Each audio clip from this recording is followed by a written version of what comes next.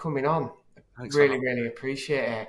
But as always, with all the podcasts that I host, I like to go back. I like to hear people's journeys of how they ended up in construction. So yeah, over to you.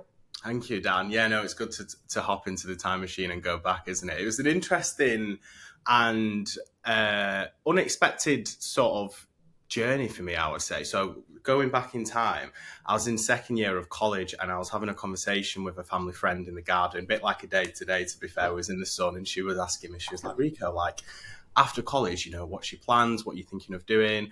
And to be honest, I never thought that I was ever going to be sort of like smart enough to go to university. Like academia wasn't really my strong suit. So I was I'd never even considered that, when you're in college and you're doing your UCAS and you're thinking of uni, like I never even approached that in the first year. So it was only in the second year. And going back to that conversation, she sort of said, what do you want to do? And thought about uni. I said, no, I don't think I'm smart enough for uni. She kind of very politely stopped me in my tracks and she said, well, hypothetically, if you was to go to university, what are some of the things that you're interested in? What would, tickle your fancy? And I was like, well, I'm interested in property. I've always been obsessed with like mansions and really nice interior and just the beauty of architecture. I think that's always sort of, spoken to me. So I said, I'm interested in property, but, there's not a degree in that. And she was like, well, how do you know if have you checked? And I thought, well, no, because, like most people, when I think of real estate, I thought there was only estate agency as an option. I didn't know about surveying at that time. So then I went and got my laptop. She was like, come and get your laptop. Let's have a bit of a look. So it's like, okay. So I got my laptop, came downstairs, and then in the garden, then I found real estate as a course, and I heard a bit more about the surveying world. And I was like, this sounds really, really interesting. So I went to one university open day, which was at Liverpool, John Moores University. I'd never even been to Liverpool in my life, believe it or not. Being the fact I'm from Manchester as well, it's not too far. And I was just like amazed by the city. I love the architecture. I love the docks. And I went to the open day, really enjoyed that.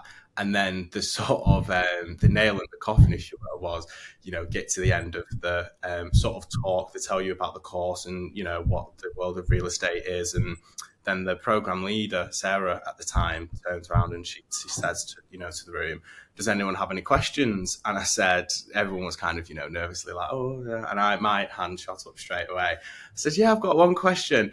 And then she was like, yeah, shoot. I was like, does Liverpool have a Nando's? And she said, yeah, I think it's got a couple. I said, well, I'll see you in September. And the rest is history, to be fair. History. Yeah, exactly. Nando's secured it. It did. It really did. But even at that point, when I was still at that, that open day, if you will, I was still very under the impression of, I didn't know what surveying is. I think even when you're going through your degree, first year, second year, third year, you're still building that understanding of like what that will look and feel like in reality. So, when I was in first year, or sort of going into that, I still thought I was going to be selling mansions to the Kardashians. I thought that's what real estate was, an estate agency. So it was interesting to learn more about it and realize like, oh, actually there is this sort of hidden industry like behind these curtains. And that's how I sort of inadvertently almost stumbled across it. How old were you then at that point? So I was about 17 going 18. Right, so it was big. Yeah, I think it's 17. Like, I would have never thought in a million years about, property. And, you've got to think quite big at that point. Obviously you had an interest in it. So you were 17, you thought, there's something I can get my teeth into. And then you kind of jumped straight in, I'm guessing.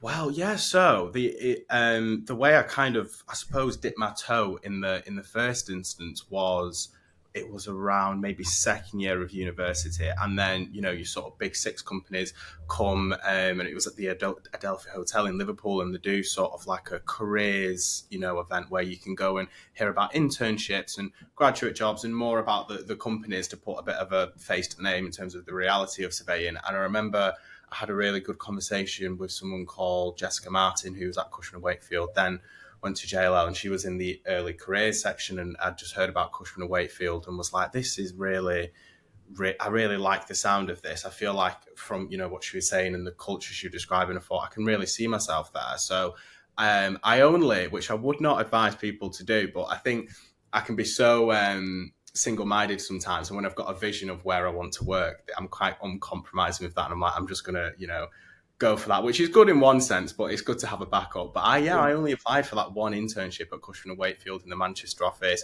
I was determined that I would get it, and I did, thankfully, because I didn't have a backup plan. My intention was to go to that, and so that 6 weeks internship was really my first sort of introduction before coming in as a graduate at JLL later on.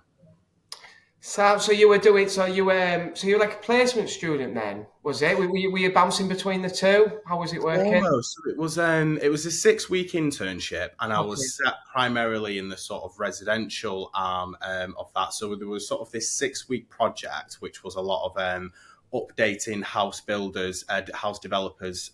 There's this database with different, schemes on. Have they been completed yet? Are they still, like, what stage are they in? And each year an intern would go in and they would update this document, which the planning team and the residential team would use primarily. And then I did have a couple of days in some other teams. So I went and did a couple of days in office agency and, spoke to different people and stuff. So it was helpful to kind of just put, like, because when you're in university and stuff, it's so, textbook, and it's so theoretical. So it was interesting to actually go into the industry. It's the first time I'd walked into an office like that. I was quite nervous, I'm not going to lie. Yeah. So yeah, it was interesting. Yeah. So then this was, and then so you obviously you were bouncing between university while doing that, or were you just full time doing the Yeah, internship full then? time university doing sort of commercial real estate, and it was just 6 weeks that, which was in the sort of holidays. Sam, so your journey then. The reason I'm asking these questions is there's a lot of people who come through, and there's so many different ways you can do it. You know, you can either do a part-time degree, you can do full-time degree, you can drop in and out, you can do apprenticeship, you can do placement. So I think it's just trying to kind of understand your journey. So 6 weeks then, you were at university still, 6 weeks. What happened then after the 6 weeks with Six Cushman Wakefield? weeks went into the third and final year of university, which then I caught a sort of new interesting chapter comes along, because we was greeted to the lovely Miss Rona and coronavirus, wasn't we? Which, as Right. as we all know, was so disrupted at that time. So I kind of was a bit worried about what the prospects would hold going forward, with commercial real estate being impacted so heavily.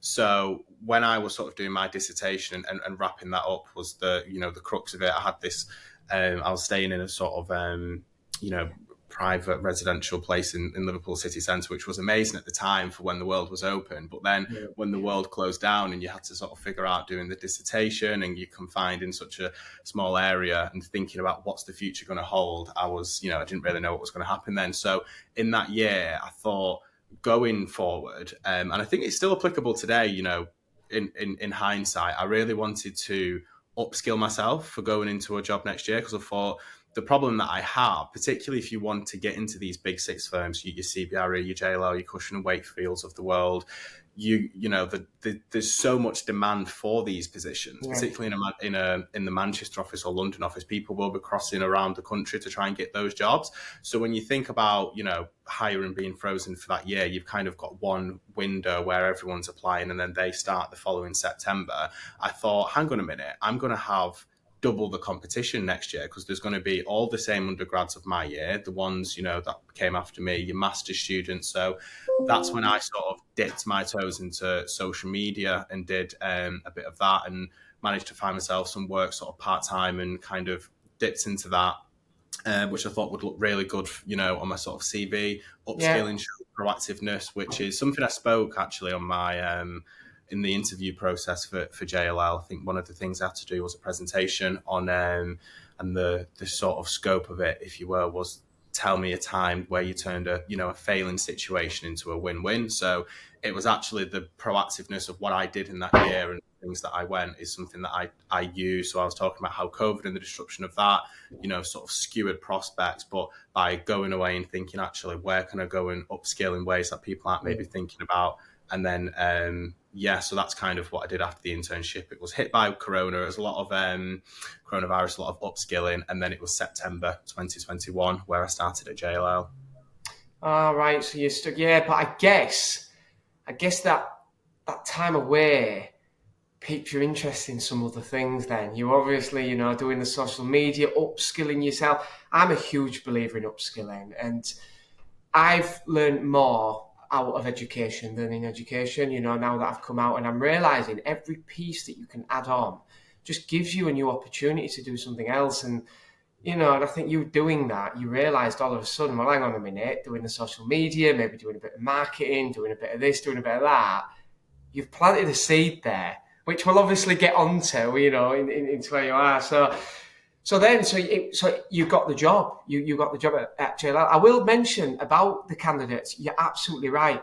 These companies are taking hundreds of people a year.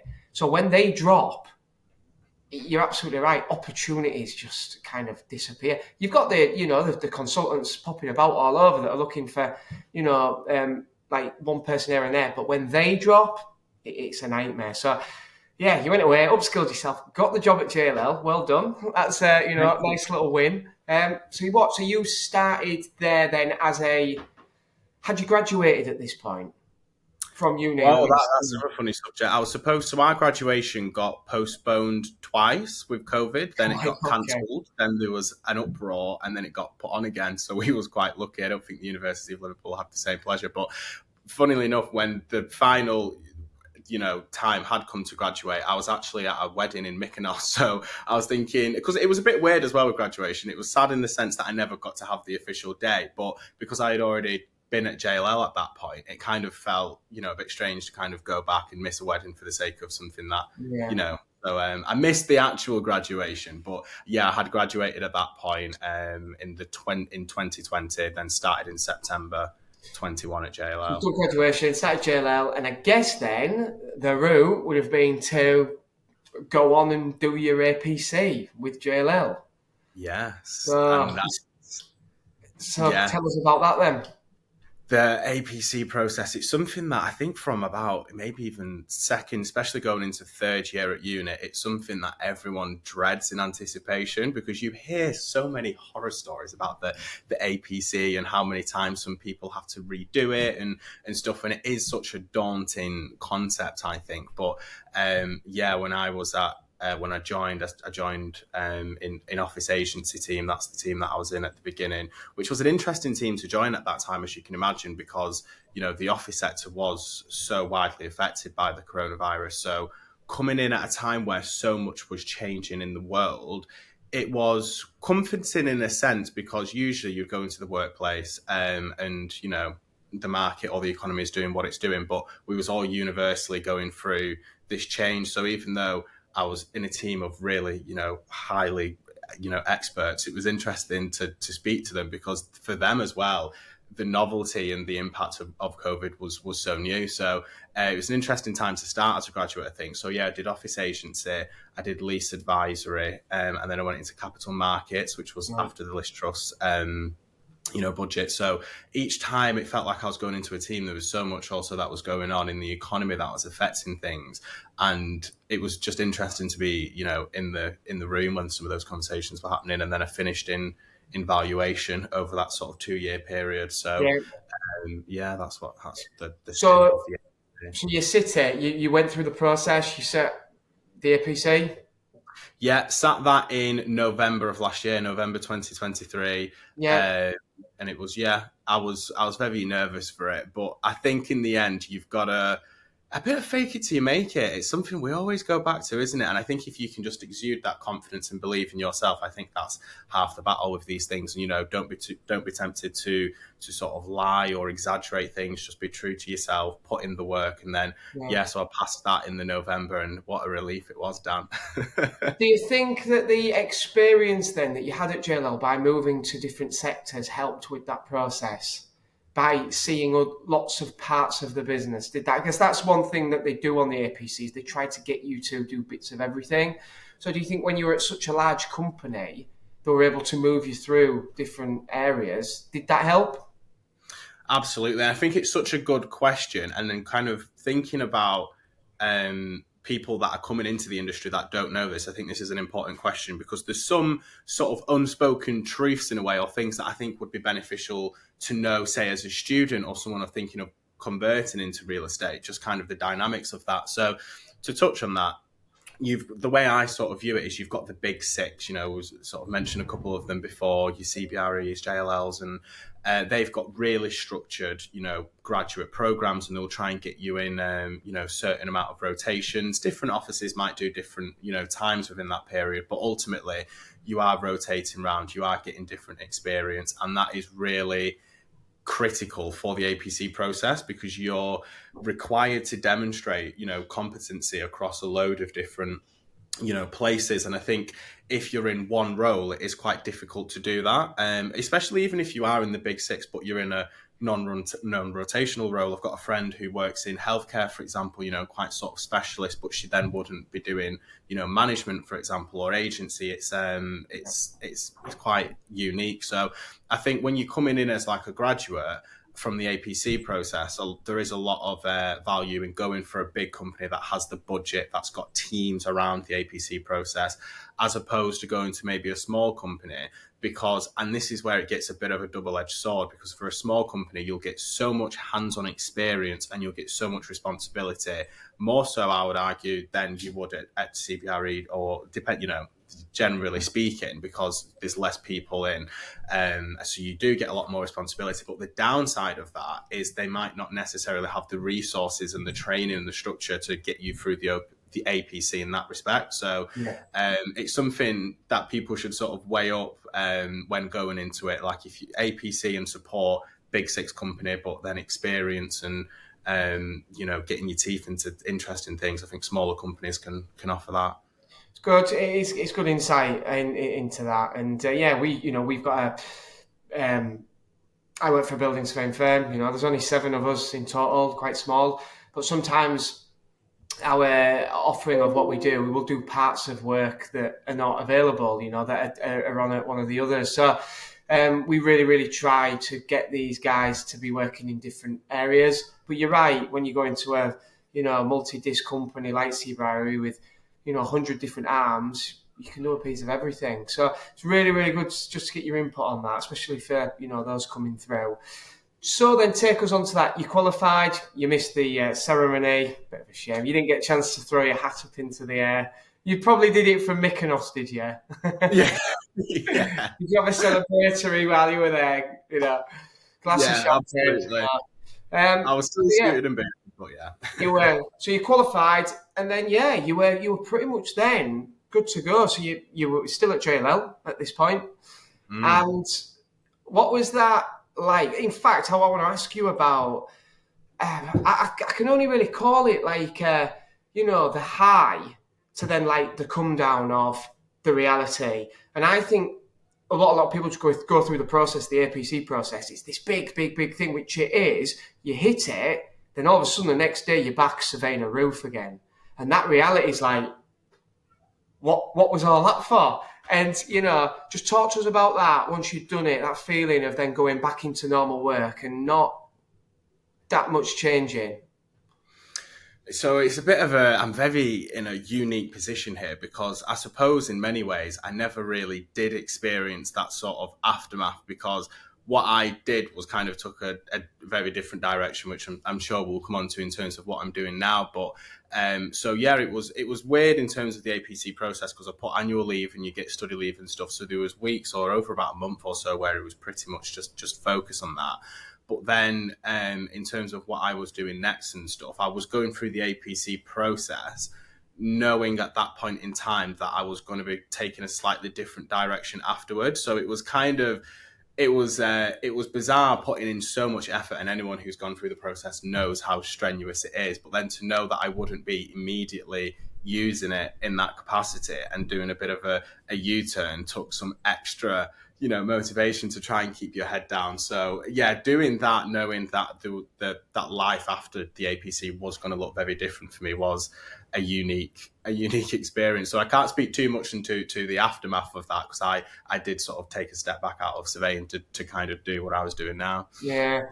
So you were then back into the journey. but something planted a seed, because we're going to talk a little bit about this, about your work that you do now. You had in your head an idea that you wanted to do something a bit different. So how long were you then at JLL doing what you were doing before you then decided to kind of pivot? We'll call it a pivot because you're still Yeah. involved in a way, you know. So what was, just talk us through that. Yeah, I think one of the things that I always come back to when I have this conversation, and I think it's just so worth throwing out there, was for so many years prior to JLL, but especially when I went into the workforce and really understood what work life was like and stuff, and strengths and weaknesses, and you all pick that up when you go into a job. But I always suspected that I had ADHD, and I think what's interesting about this sort of topic is so many people think of the person with ADHD as a 13-year-old boy running around a classroom making a scene and that hyperactivity. But for me, it's more been about attention deficit, particularly in when you're doing a task that you may consider mundane or monotonous, and you've not got an interest to do it. So in surveying, reading leases all the time, you've got report writing, you've got a lot of research and stuff, and there's so much technical elements that always felt, to me, I was like, what is it about me that's I'm struggling to motivate myself to do this simple thing? Like, I know if I was just to get my head down within not that much amount of time, it would be done. But those sort of tasks, I'd always, put off. I'd always lean towards the social side of things. I like the creative thinking of, marketing and branding and building a personal brand and networking, all of that stuff. I absolutely loved, and that was, my strong suit. But then there was so much of the day-to-day job that I just thought, it was such a conflict, because on one hand I love surveying, I love the people, like I couldn't see myself ever going into an industry and not having what surveying offers. But at the same time, I'm such an ambitious person, I'm a careerist, if you will, and I think I've always promised myself that if ever I'm in a role where I don't feel like I can grow, or I don't feel like maybe I should be in that and I'm gravitating towards something else, then no matter the consequence, because I think a lot of people think, oh, well, I don't want to let other people down. There's been a lot of investment in me. But I think at the end of the day, you owe it to yourself and your career to go and find out, what that was. So I think, the diagnosis very kindly through, through JLL themselves really helped me think, okay, I'm not sort of, broken, or there's nothing wrong with me. It's actually something that so many people experience. And I thought, while I've got this qualification now, I can always come back to surveying. I've got amazing people, and within my network, but I owe it to myself to go and figure a lot out. You spend so much time in education, and sometimes you've got to kind of dip your head up out the ocean and see if you are going in the direction you want to go in. So I think that self-discovery period and realizing that, yeah, you can have ADHD, it's very invisible, and learning about that has played such a key role in this sort of, transitionary phase. I think I can relate to a lot of this. I really can. I say I'm terrible.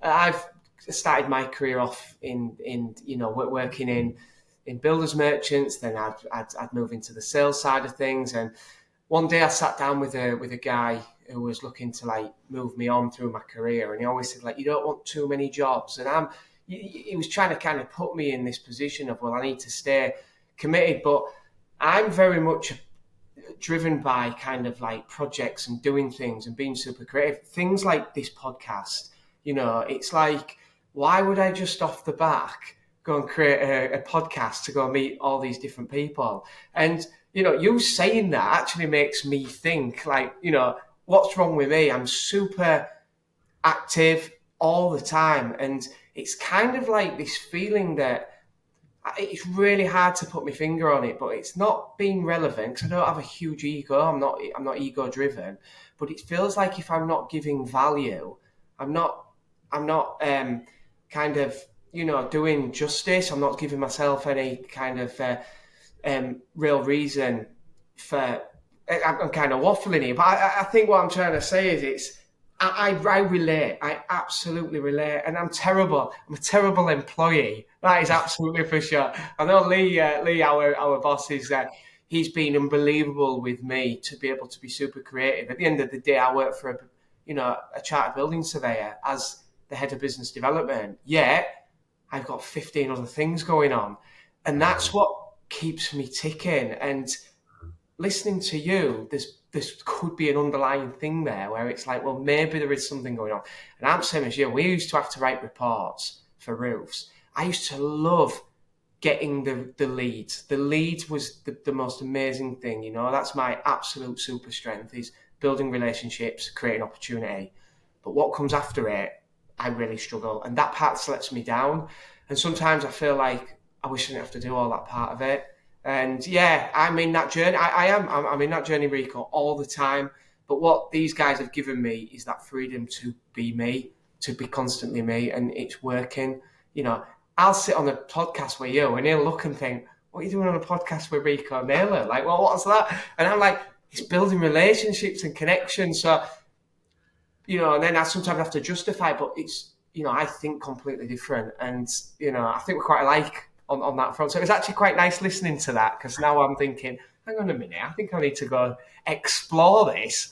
Maybe there's underlying issues here for me. But I lay in bed on a night, I'm like, I've got 15 million ideas, and my wife Naomi's like, another idea. I'm like, yeah, but that's what makes me tick. It just is. That's just me. That is just me.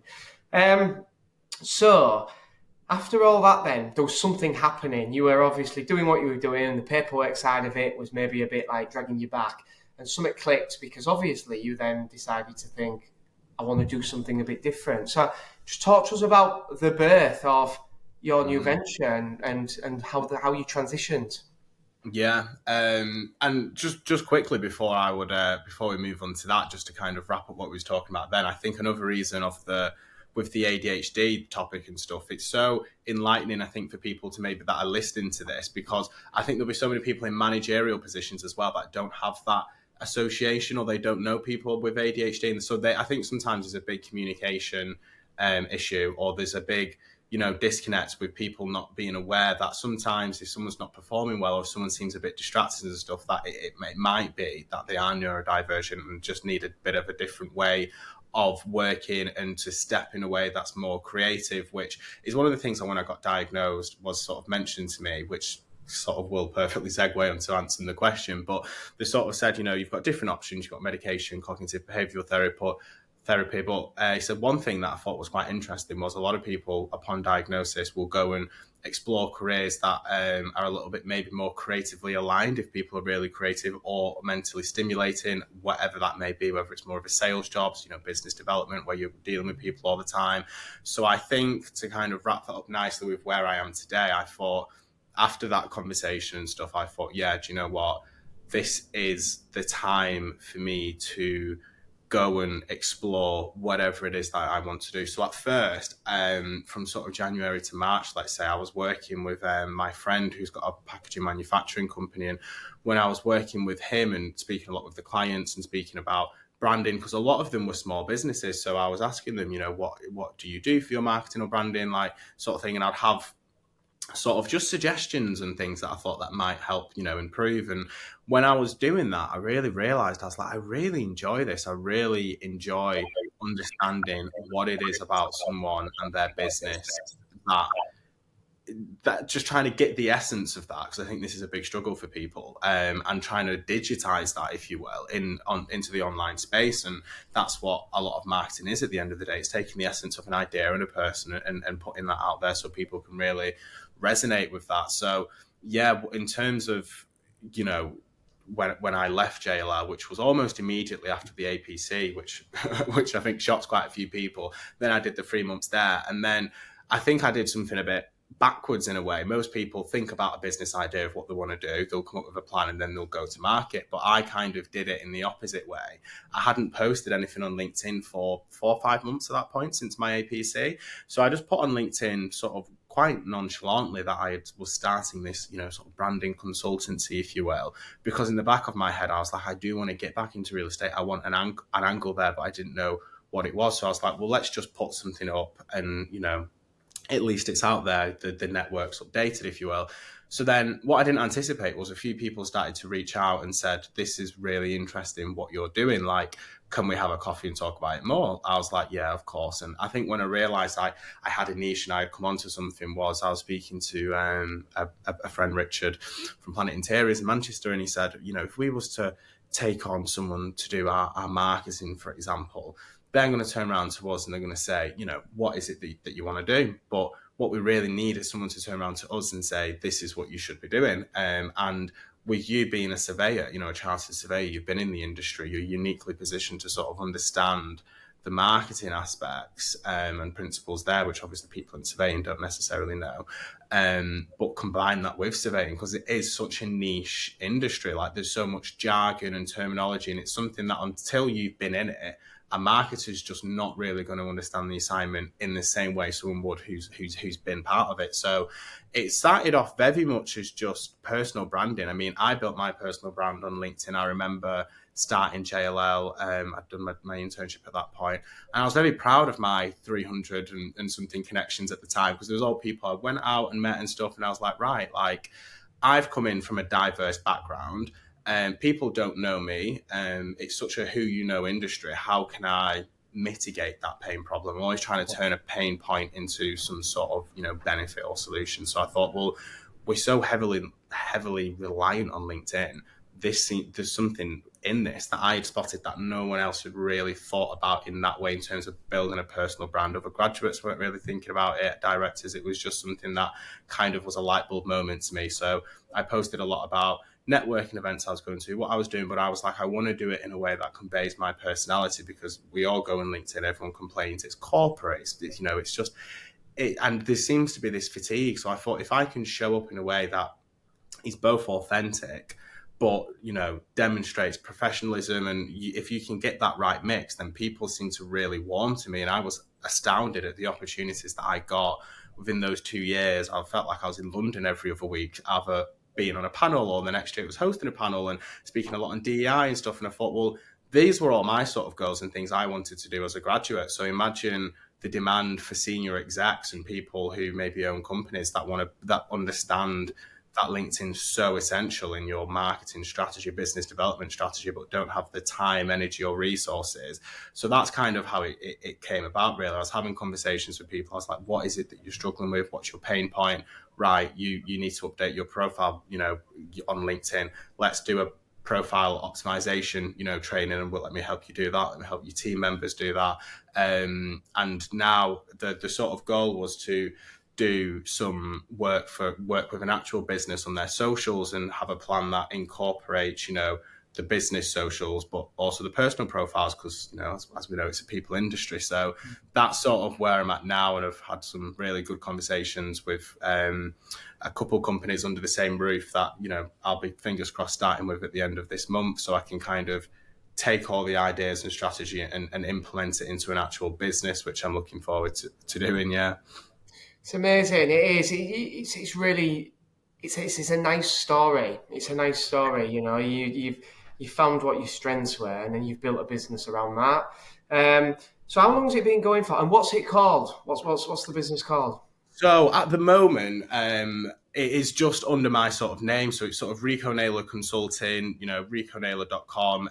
It's just sort of me as an individual, if you will, or a sole trader. But my idea, and something that I want to do sort of soon, is to have a sort of LinkedIn newsletter and, a website and platform called CRE Insider for, Commercial Real Estate Insider is the direction I'm leaning towards, because again, I think there's so much opportunity and demand to have more authenticity on LinkedIn and share more stories. So I want a platform where I'm very much sharing, property professionals, perspectives, projects and stuff like that, similar to what we're doing now. I want to bring a lot of the knowledge sharing, really. I think there's a lot of, of opportunity for that. So I think in the near future, I'll probably be coming out with something along that sort of line. Yeah.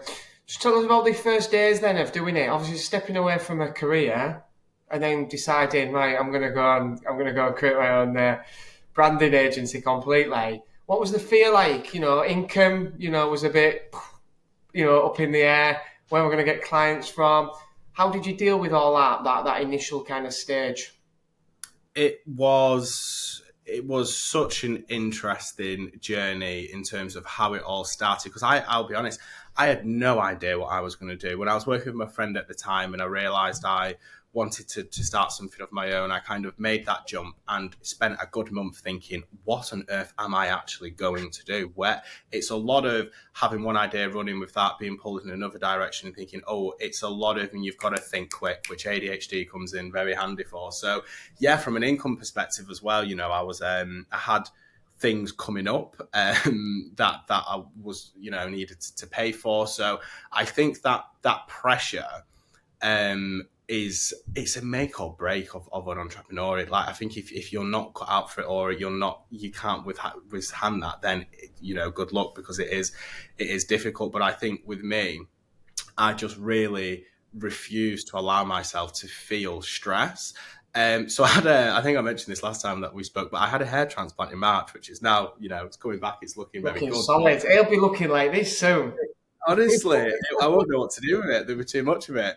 But in terms of the relevance of that, when I went and had it and came back, obviously, to not be stressed is so important in the recovery Yeah. process. And like, I've spent a lot of money on this, and that was one of the things that was coming up in the finance. So um, knowing that I had these payments that was coming up, combined with I don't want to allow stress to happen, was weirdly one thing that I can pinpoint that really helped in terms of the mentality. Because I was like, no matter how stressed I am, no matter how much I might be thinking, where am I going to get this money from all these things that are coming up?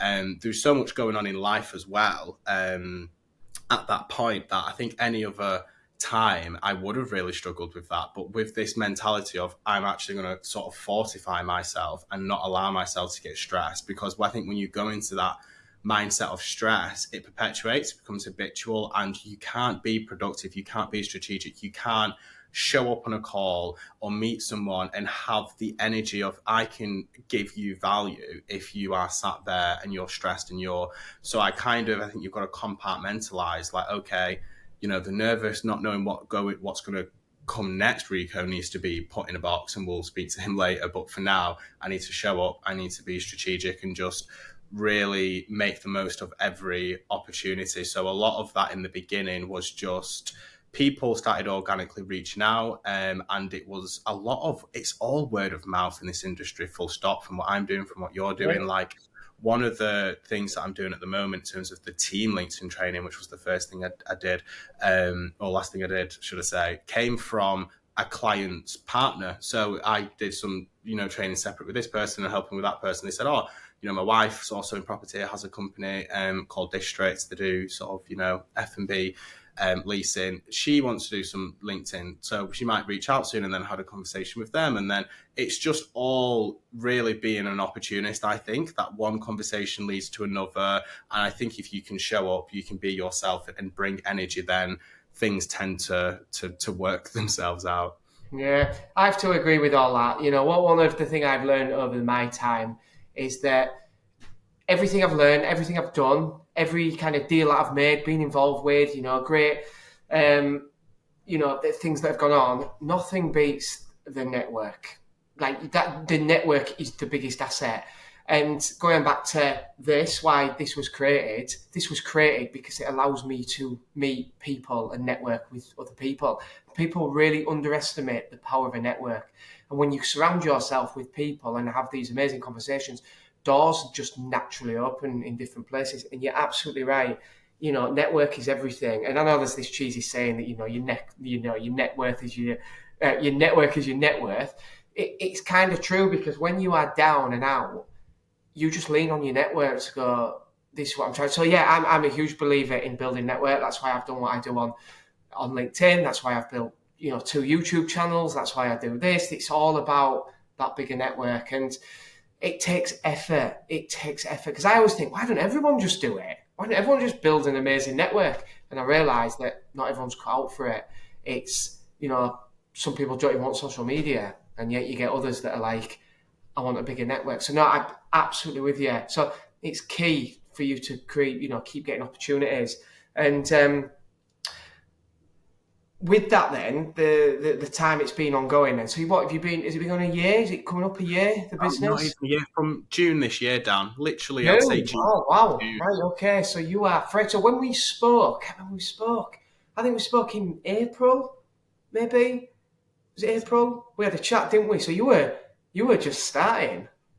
Very much, yeah. I don't think I'd made a penny at that point in time. No, I don't think you do because yeah, that's right. You were saying I'd just joined Charles Garth, and you were like, "Who does your marketing?" I'm like, "Supposed to be me." I said, "I'll be back in touch." But yeah, wow, that's mad. So have you? Well, two questions then. In fact, I'm going to take it back just a tiny bit. Yeah. Was it the right decision moving from surveying into what you've done in Mm. looking back? Definitely. I think I've managed to, going back to the strengths before, like I used to joke with some directors and stuff. I was like, if I could do the networking, the speaking to people, building relationships every day as a job, I'd be a millionaire by now. I could do that all day, every day. So I feel like I found a really good way to actually to facilitate that essentially, Yeah. but still be very much ingrained in the industry still. Yeah. And then in terms of is the has it started how you would have wanted to start with? You got some decent clients on board and it's going as well as it could be. Or is Yeah, it so always it a was. bit, you always thinking, oh, it's well, I guess starting any business is a challenge, so it's a bit of a silly question really. But how have you felt it's gone in the first few months? It's been, I think from the beginning for me, it's really taken me by surprise the amount of support Yeah. that the industry has given me from coffees that I've met. They say, go and speak to that person, go and speak to that person.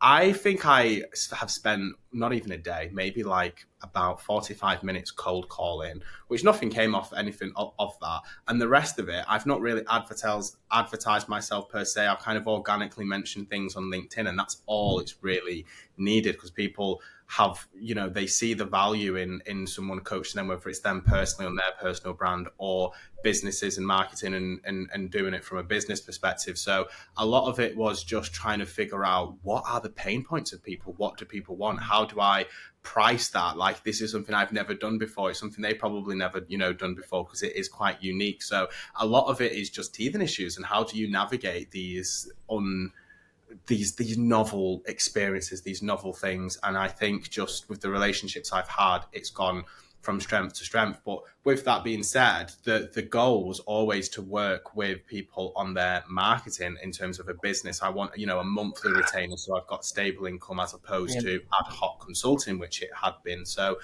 I'm really excited to sort of, I suppose this is almost like an announcement, but I'm going to be working with An WHL. exclusive, mate. I love bringing It is. exclusives. Love bringing Yeah. exclusives. What is Yes. it? So WHL Projects and Clark and What Building Consultancy, and they're looking at something else new, which I don't think is official yet. So I'll hang back on that. But so there's going to be finally stepping into a role that I think I've been working towards for a couple of months in terms of it's going to be a bit similar to you, thinking of a business development angle as well as in conjunction with their social media strategy. I'm going to be going to networking events and sort of, representing them as well. So again, going back to the strengths of the networking, the business development, the marketing mindset, the strategy, I'm finally going to be able to bring all this together and work with, a couple companies, if you will, under one roof and just really put all of this stuff of what I've been working up to work. So that's not started as of yet. It'll be the end of this month, sort of very early next month when we get together and have those initial meetings. But it's sort of all been agreed, and that's the next exciting chapter for me. I love it, mate. We could talk forever about it, to be fair, but we've already done 45 minutes. I can't believe it. It's absolutely incredible because I think what's really good about this podcast, especially, is that if you go into surveying, your journey's been incredible. You've done it, you've logged it, it's now there, but you found that kind of courage to change angle when it wasn't working. And a lot of people sometimes don't do that. They go in, they think I'm locked in forever. And you've proven here that actually you can pivot. Yes, people have different circumstances. Some might get a job in surveying where they've got children, they've got houses. Their circumstances are different, which means it's not as easy. But I just think that that is just a great example. And there will be other people out there, Rico, that are exactly the same position that are doing it and think, is this what I don't want to do? And you know, we don't like to say it, but it's the reality. So I just think that your message is really, really, you know, it's been really, really good to hear. Just finally, if people want to get hold of you, how can they get hold of you to do Uh, some amazing marketing work? there you go. Reach out on LinkedIn, I'd say. So just Rico Naylor, or go to my website, riconaylor.com, and, reach out by any of the mediums on that. That's lovely, mate. I'm going to shut the episode down, but stay on because I know you just don't need to disappear. But thank you so much for coming on, mate. It is Thank you for having me. it's a pleasure. Thank you.